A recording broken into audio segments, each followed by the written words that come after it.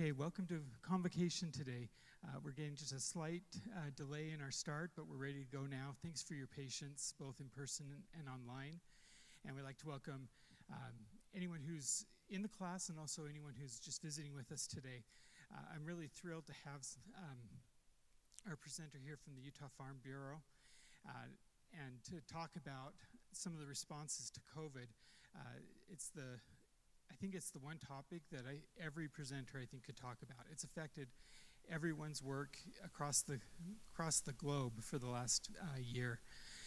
But today's is more than just COVID. Also, it's about the importance of agriculture, the importance of food security, and other things. And so if you're in the class, I have just a very quick announcement with a couple numbers for you, just as a reminder. So the numbers are 10, 10, 3, and then something that's not a number, meet. 10, 10, 3, meet. Those are the things that you need to be doing right now to make sure that you pass the class. So you need to attend at least 10 of the presentations, attend or watch the stream. You need to do the response after each one of those. And so there's the attendance assignment and the response assignment as normal. The 3 stands for 3 cultural events, and there's the Commercial Music Ensemble Union is performing online Friday night. There's some plays, 10-minute plays that are going to be done on Saturday night here. And any of the senior recitals for the music students will work as well. So make sure that you get one music event, one art event, and one theater event before the end of the semester. And then the meet is just, if you haven't already done so, I'd like to just say hi to you, see if you have any questions. So again, numbers are 10, 10, 3, meet. There is going to be a final survey reflection at the end of the semester, but that's not open. You don't need to worry about that yet. And so let me introduce our presenter, and then we'll turn the time over to her. Our presenter today's name is Bailee Woolstenhulme. She's a communications specialist at the Utah Farm Bureau. She's taken the lead in a variety of social media and messaging functions, organizing annual conventions, and she's been deeply involved with the program Farmers Feeding Utah. It's a program that was launched in the wake of the COVID pandemic, and it addresses food supply chain issues that were affecting farmers seeking to sell what they produce, and Utah families who were suffering from food insecurity. Utah Farm Bureau President Ron Gibson explained the program this way: "We're encouraging all Utahns to help grow a miracle by donating to the Farmers Feeding Utah campaign, so we can keep our state's farm and ranch families producing the local food we all need, and also feed the growing number of families in need." Bailee Woolstenhulme grew up in Oakley, Utah, graduated from Utah State University with a degree in agriculture, communications, and journalism. And we're just honored to have her here today to talk about this really inspiring program. So if you'll join with me in welcoming her to the stage.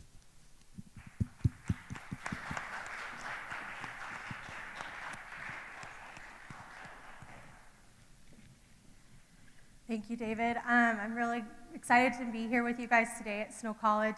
This is, believe it or not, one of my few times being down here on this campus. I never got to go to school here, and so this is a nice experience for me. Like David said, I'm a communications specialist for the Utah Farm Bureau. Mainly my role is running social media programs and doing a little bit of public relations work. I write articles and editing, things like that. But one of my biggest passions over the last year has been our Farmers Feeding Utah program. So we're going to talk a little bit about what we do, how we got started, and some of our projects that we did over the last year. Oh man, some of my photos aren't showing up. Okay, we're going to keep moving on. So what we do is we give Utah farmers and families a hand up. How many of you remember back in March 2020, everything shut down, right? So we had a lot of people that lost jobs, that were no longer working. Farmers lost their markets, and Farmers Feeding Utah was our solution for that. So our challenge was that processing markets had gone away. Farmers didn't have a place for their products to go. Not only that, but there was a 300% increase in the need for food assistance. And many food pantries did not have the necessary supplies to help with these people that were suffering from food insecurity. So our solution was to raise funds. Then from that, we purchased agricultural commodities from farmers and ranchers in the state of Utah. We paid for all the processing, packaging, everything like that, and then we distributed it to families all across the state. So that was what we have done at Farmers Feeding Utah. I don't know why my photos aren't showing up. I apologize. So we are a part of the Miracle of Agriculture Foundation, which is a foundation created by the Utah Farm Bureau around the same time that we created our Farmers Feeding Utah program. This was a way for us to be able to be a 501c3 organization, which allows all donations to us to be tax deductible. And we're also going to be able to do much more with our foundation than we ever have before as a not-for-profit organization with the Utah Farm Bureau. The foundation will serve as an arm for us to be able to do charitable things such as our Farmers Feeding Utah events, as well as doing education for agriculture, providing scholarship opportunities, and many, many more things through our foundation. So it's just in the very beginning stages, and keep watching for more things coming from our foundation. Okay, I hope this does not go on the whole time because most of my slide is photos. So we have some great partners that started with us from the very beginning, mainly, and you can't see them on here, but Utah State University, the Health Solutions Institute, and Create Better Health.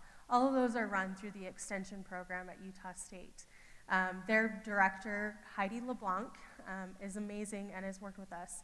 And their main role for us is to help us know what communities are in need, who is in need of help, and where we should be going next with these programs. They're able to help us identify what communities have the highest rates of unemployment, who has the highest rates of people on food stamps, or the SNAP program is what it's called, and many, many other resources that the university has access to.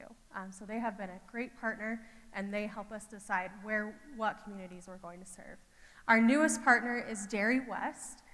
They are an organization of dairy farmers in the state of Utah, Idaho, and Nevada, and they all work together, and they have offered to donate all of our dairy products for the year of 2021. That's milk, cheese, anything like that. So I just want to go and talk to you a little bit about our story, how we got started, how this even became an idea. So kind of at the beginning of the pandemic last year, we were reached out to by a pastor in the Salt Lake City area. He reached out to us mainly to see if we had access to farmers who he could purchase milk from. He had been seeing the stories, just like all of us saw, of dairy farms having to dump milk because they had nowhere for it to go. And he wanted to try to purchase some of that and use some of that. So what we did is we decided, well, let's help this guy out, and we purchased the milk and the eggs. You can see there's hundreds of dozens of cartons of eggs and hundreds of gallons of milk here that we donated to this pastor, and he organized a food drive, food delivery for people to come and pick up food that were in need. That was kind of our very first project without us even knowing that that was our first project. Not long after that, our Farm Bureau President, Ron Gibson, was doing a lot of news interviews, trying to explain what was going on. Why were people seeing on the news farmers dumping their milk, crops being plowed back into the ground, pigs in the Midwest being euthanized because there wasn't anywhere for them to go? So he was trying to explain that and explain the dire circumstances that farmers and ranchers were in because of the pandemic. After one of those news interviews, he was contacted by a man named Mike Brown. Now, Mike Brown will forever go down in history in Utah Farm Bureau as the man who helped create Farmers Feeding Utah. He approached Ron and said, I want to help. I am so devastated seeing these farmers struggling the way they are. They're going to lose their farms. There's nothing they can do. How can I help? And his suggestion was, can I create a GoFundMe? Can I do something? So this idea was lobbed to us as staff members at the Farm Bureau. And they're like, see what you can do with this. Well, immediately we knew a GoFundMe probably wasn't going to be the best idea. Because if any of you know farmers and ranchers, they do not accept handouts. They would never accept us just taking some cash to them. Not only that, but it would be so difficult to try to decide who that money went to. So the idea started to develop. We already had this experience of purchasing these products for this previous project, and we decided, why don't we buy the product from them, start to help stimulate the markets, and we give that food to people in need. And then so Farmers Feeding Utah was born. We got involved with a company called Cogburn Wire, and they have been amazing. They helped us get off the ground, build our websites, and really help us figure out how to work a different type of business than any of us had any experience in. Switching from a not-for-profit organization to a nonprofit organization where you're asking for donations is quite a leap. And so they were able to help us, and now we have Farmers Feeding Utah. So I'm going to talk to you a little bit about some of our major projects that we did in 2020, and give you some fun stories, some really amazing things that came out of those, and then go from there. So our very first project that we did under the Farmers Feeding Utah name was our Miracle Project Navajo Nation. As we were getting started, we were asking around, we needed to know, where should we go first? Where is the greatest need? Everybody that we talked to, state leaders, congressional folks, the Utah state representatives, everybody said the Navajo Nation needs our help. They had the highest rate of infection on the on the reservation than anywhere else in the United States, and also one of the highest death rates as well. They were very severely impacted, and they did not have food supply. It was really sad. So we decided this was going to be our first project, and to tell you that this was an amazing project would be an understatement. Every single person that participated in this and helped in any single way was impacted, and just so blessed to be able to help these people. Each time we go to a project, we try to find something locally or something that would help that community the most. What kind of food do they like? What's going to be the best for them? And we partnered with a lady named Rebecca Bailee. She actually is a community leader, a public official in the area, and she was able to help us kind of navigate all the political things on the reservation and different things like that. And in our meetings with her, her first suggestion was sheep. Navajo people love sheep. It is a sacred thing to them, and it would just be a huge blessing to them. So what did we decide to do? We're going to purchase a bunch of live sheep, haul them down to the Navajo reservation, and try to give them out. A lot easier said than done, I will tell you. So you can see here in this picture right here, this is what it looked like that day. We had about 300 live ewes. Ewes are female sheep, and they also requested mutton, so all these sheep were over a year old. And they are at least a couple hundred pounds. We thought we were so smart, and we had set up all these panels and created runways. We were going to just run these sheep down and load them into the back of their trucks. First of all, not everybody can back up a vehicle. We learned that really fast. And so we had to readjust and created these two lines. And so we were basically putting ropes around these sheep and trying to have to drag them to these vehicles. It was wild. And then once we got them into the back of the vehicles or the trailers, well, if they had a trailer, they could just be in there free, but if they were going in the back of a truck, they had to be tied down so they wouldn't jump out on the road, go on their way home. And so tying down a couple 100-pound sheep with baling twine is not the best idea. I would not recommend it, but that's what we did, and we got it done. We did 300 sheep in this one day. It was a really amazing experience. Actually, Deseret News was able to follow one of the families back to their homes and watch them process these sheep and butcher the sheep and the sacred way that they do it. One thing that we learned is that they do not waste any part of the animal. Every part goes to use, and they were able to feed their families for a long time with these sheep, which was really inspiring. So that was the first weekend that we went down there. We actually went down to the Navajo Nation twice and took 2 loads of sheep down there. The second weekend is when we got this sign right here, the Thank You Ranchers and Rebecca Bailee. The second round, we got a little bit smarter, and we just went and dropped off sheep at different locations. Monument Valley, and we even went to the furthest south point of the reservation you can go to without leaving the state of Utah. And so we would just go and we'd drop off the sheep, and then the people would come and they would wrangle their own sheep, which, hindsight, much better idea. They are way better at handling those sheep than we were. So go to the next slide, just a few more pictures for you to show. One of the other things that we purchased for them that they had requested and that has meant a lot to them is flour. They use flour a lot for their fry breads and everything else, and especially, more specifically, bluebird flour. So we were able to work with a wheat farmer down in San Juan County. We got his wheat processed and put into the bluebird flour sacks, which are actual fabric flour sacks. We don't see those really anymore. We usually get the paper ones. So these were really cool, and we've actually seen people that have made masks out of these flour sacks now. So it was really neat. You can see right here, this picture is a bunch of sheep.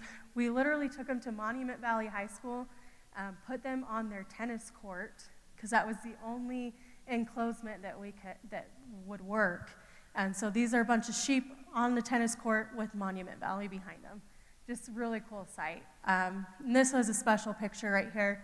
This is our president, Ron Gibson, and one of the little girls from that most southern part of the reservation, and she was the little Navajo princess there in their town. So that was really cool. Our next project happened about a month later in June of 2020 when we went and did the Northern Utah project. This serviced 3 counties in Northern Utah: Box Elder County, Cache County, and Rich County. At the time, our statistics showed that they had one of the highest unemployment rates in the state of Utah at that time, and all of their food pantries were completely underserviced. So we went up there. We did a drive-through food pickup for them at the stadium up there at Utah State University. And then along with that, we also went to the food pantry in Cache Valley, and people were able to come pick up there. This one's really cool. Everything we purchase is from Utah farmers and ranchers. And a lot of times we go to them and we say, we want to purchase the food from you. And then they end up saying, no, I want to donate it. kind of counterproductive from what we try to do. But we do try to make it right. This was an instance where one of the farms did choose to donate, Oakdale Farms. My picture's kind of blurry here, but you can see their truck there. They ended up donating all of the eggs that went to this project. We were able to service the pantries in Box Elder County, Cache County, and Rich County for this one, as well as do the drive-through pickups for food. Our next project was in July of 2020.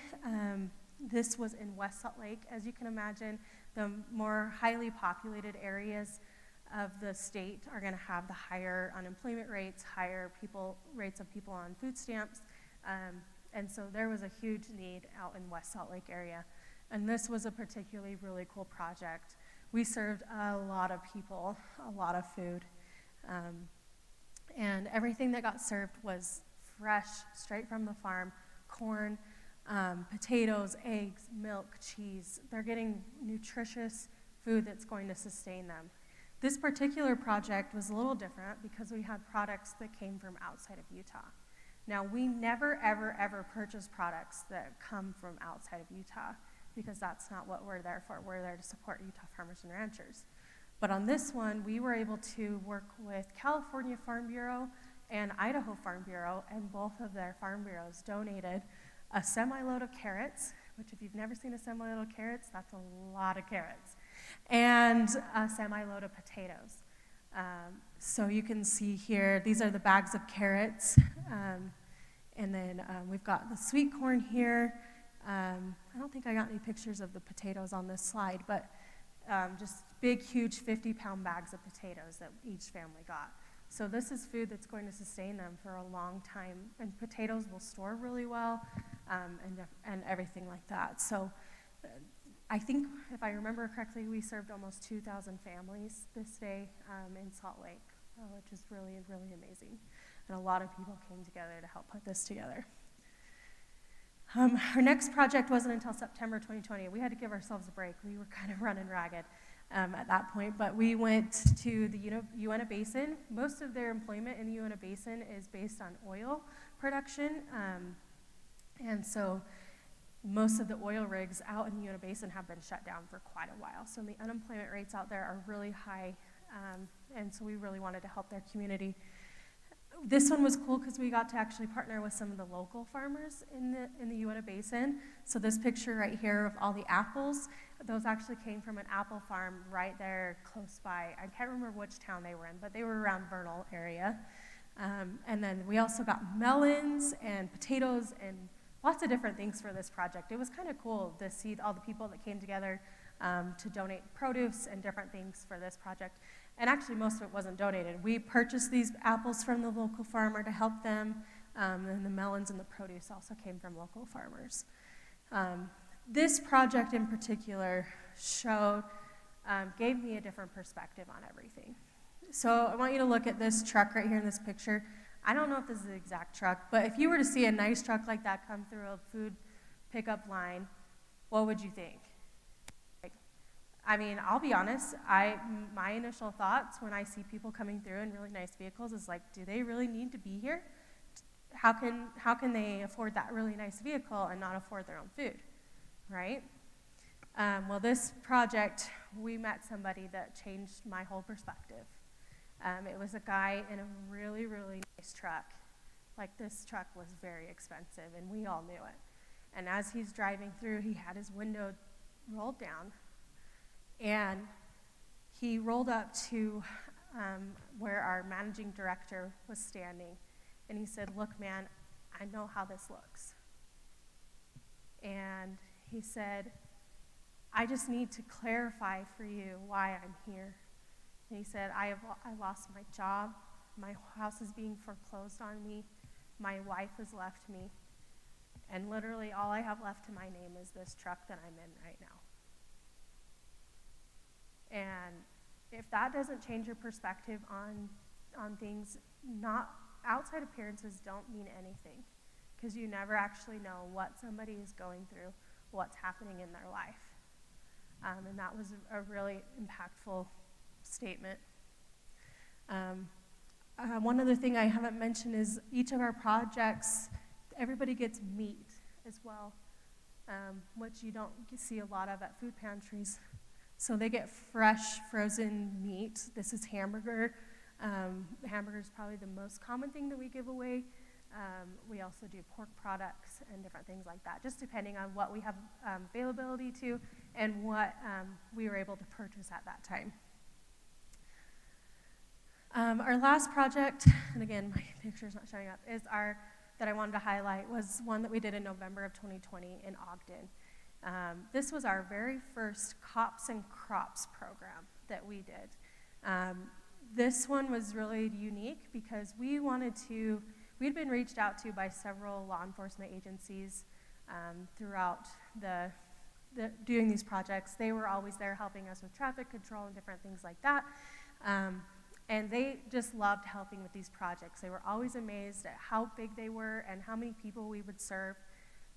So this one was kind of a way to give back to them. We actually put this all together, and then we invited the Ogden Police Department and the Weber County Sheriff's Department to come and help us. And they were actually the ones that got to hand out the food and give the food to the people in their community. And then, of course, if any of them were in need, they were able to take food home to their families as well. So this was a really neat one. I actually didn't get any pictures from this one. I'm always the one behind the camera doing social media and stuff like that, and on this one I ended up doing traffic control because, believe it or not, we had all of our cops doing the food handouts. So, scary, I know, but I was the one out there directing traffic. I almost got ran over a couple times, I will say that. Along with all these big, huge projects that we did, we also did what we call pint-sized miracles. So this typically would happen. We would have farmers call us and say, "Hey, I've got this product. I can't sell it. I have nowhere for it to go, and my only other option is to grind it back into the soil." And we hated to see that. We hated to see food go to waste, and we hated to see them lose money on their products. So most of this happened during the summertime with sweet corn. We did a lot of this with the sweet corn, but there were other things that this happened with too. So these are pictures. This is actually the farm family. They would bag up the corn for us, and they would bring it to our office in Sandy. And then from there, we would have people either come to our office and pick it up, or else we would deliver it to them. So this guy right here, he's with Team Rubicon. They do a lot of stuff for veterans and providing food for veterans. This is Tabitha's Way, that they are in Utah County. And then this is one of our volunteers. She was actually there to help go deliver to some of the food pantries that maybe couldn't have come and picked it up from us. And she had a little Prius. And believe it or not, that Prius handled that load of corn. I was shocked. I mean, I'd never seen a Prius load down that much.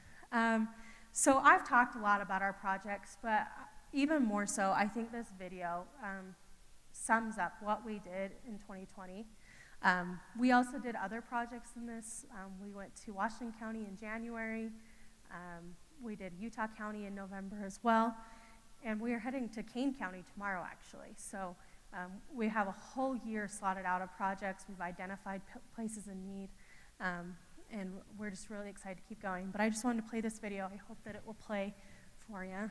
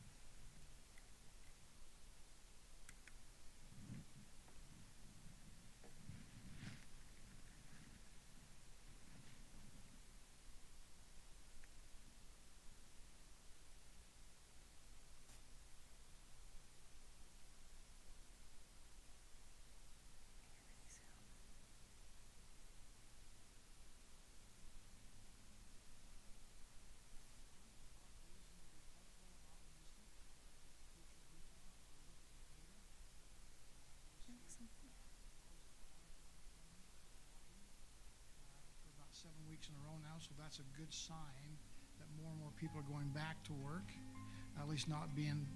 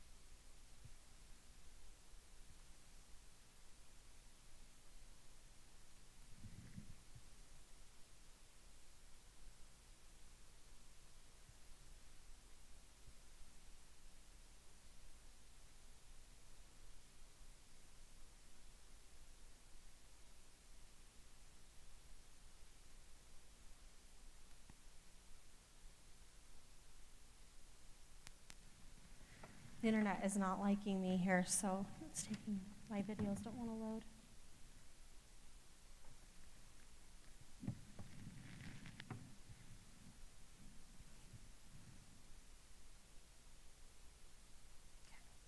I think this is buffered enough.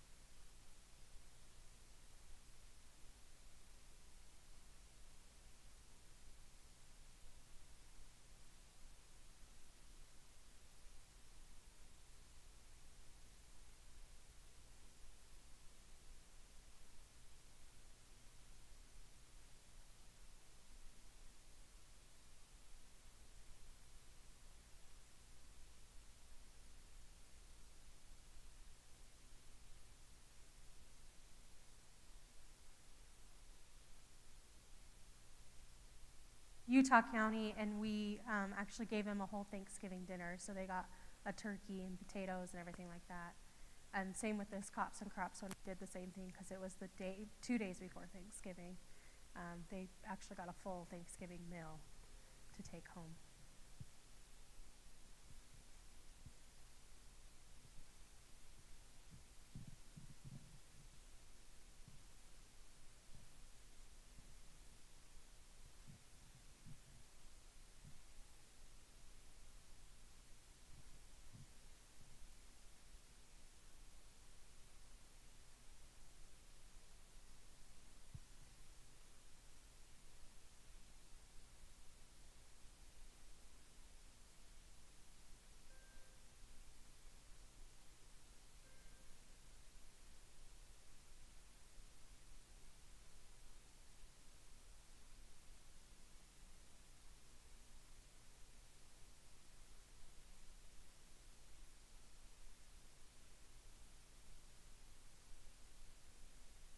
This one was a particularly cool project.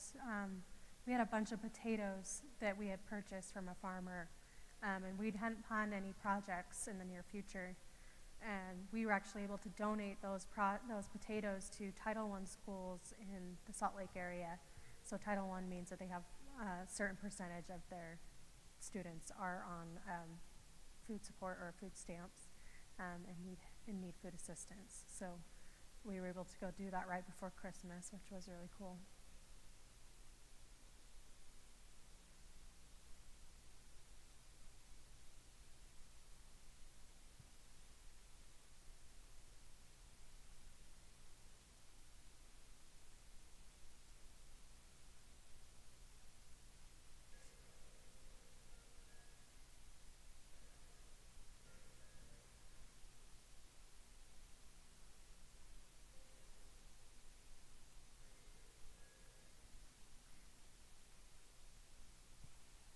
Okay, so after all that, let's see if my pictures will show up.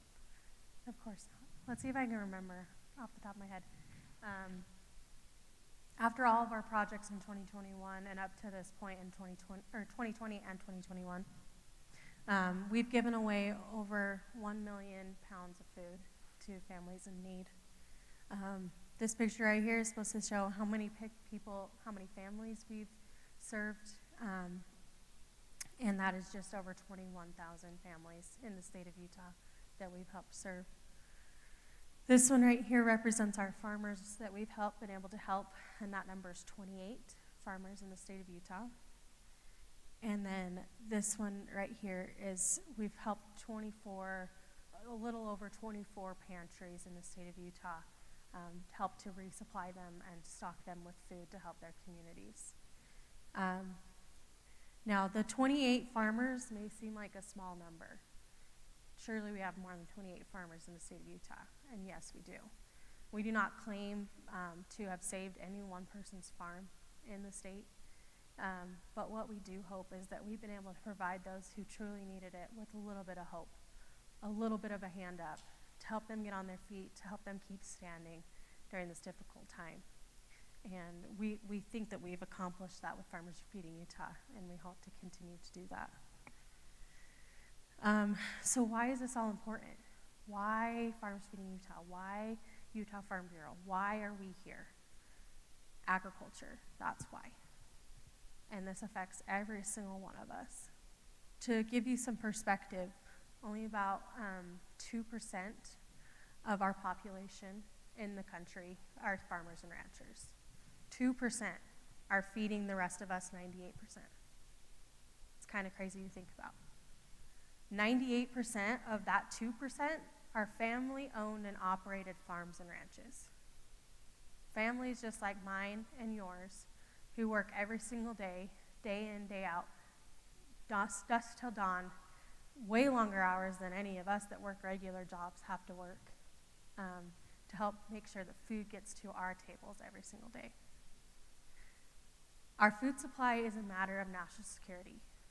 If we do not have a safe, stable, and secure food supply, we can forget being safe in our country, because What if trade gets shut down? What if things happen in the world that we're not able to get commodities from other countries, other areas of the world? We have to be able to support ourselves, not only nationally, but locally in our state. It's important that we're protecting agriculture in our state and in our country so that we can have that safe and secure food supply.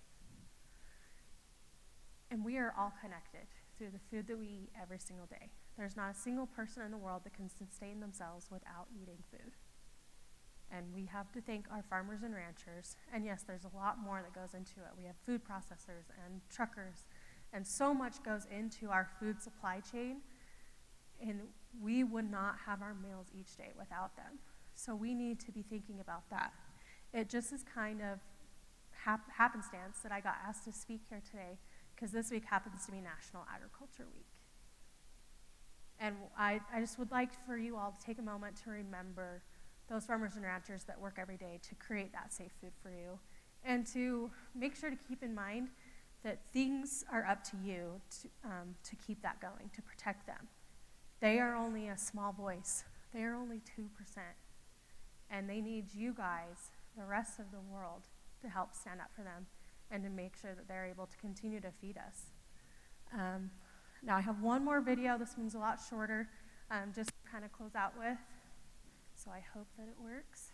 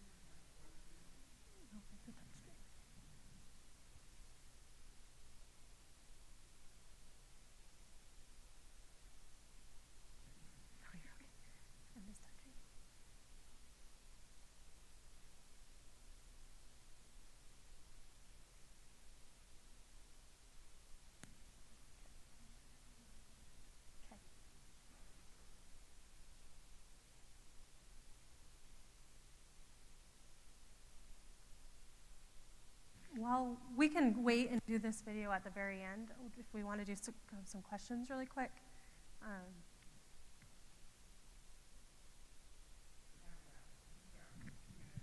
Okay. Any quick questions?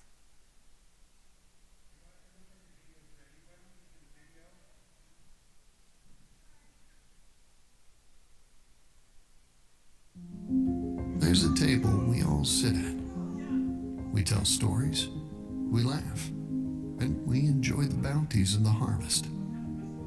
We give thanks for all it took to get it there.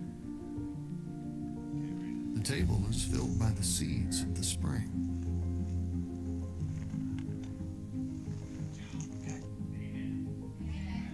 A process that goes unseen.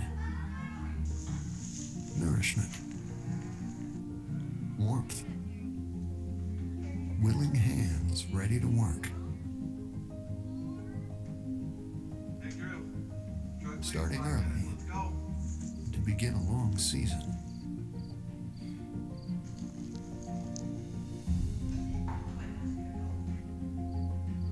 It's the culmination of labor and love. This table we sit at is the same one where we all eat. And the tables are filled by farming families just like ours, carrying the tradition on.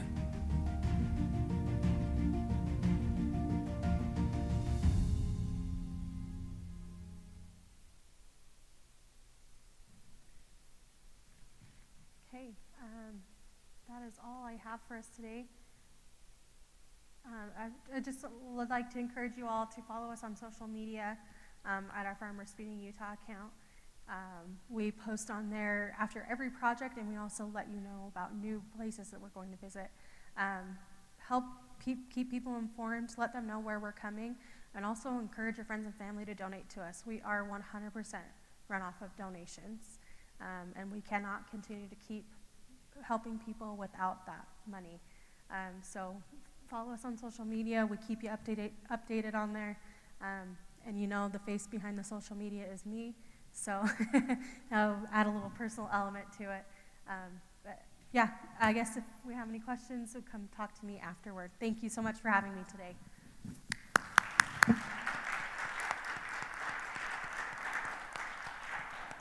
And if you have questions, please come down.